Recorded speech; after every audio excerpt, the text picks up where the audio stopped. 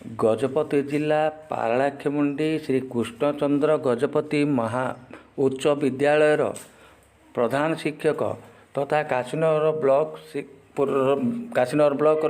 पूर्वतन शिक्षा अधिकारी डॉक्टर वृषकेतु दास आज एक भिन्न रूप से देखा मिले।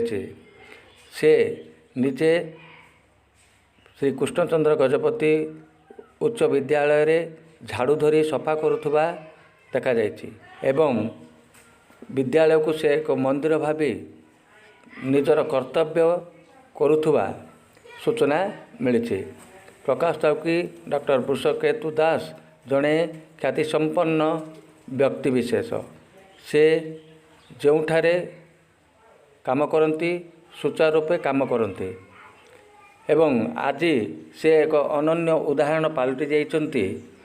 एणु समस्त छात्र छात्री यह देखि तांको प्रति बहुत खुशी प्रकट करिछन्ति।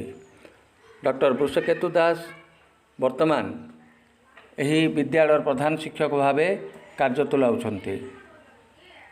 प्रकाश ताउकी श्री दास जड़े सुलेखक एवं सुवक्ता भावर मध्य परिचित।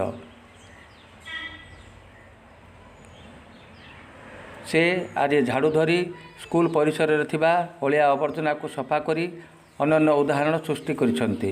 एणु छात्र छात्री माने यह देखि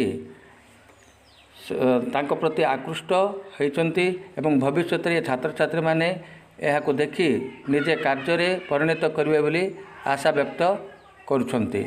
ब्यूरो न्यूज दर्पदलन टीवी।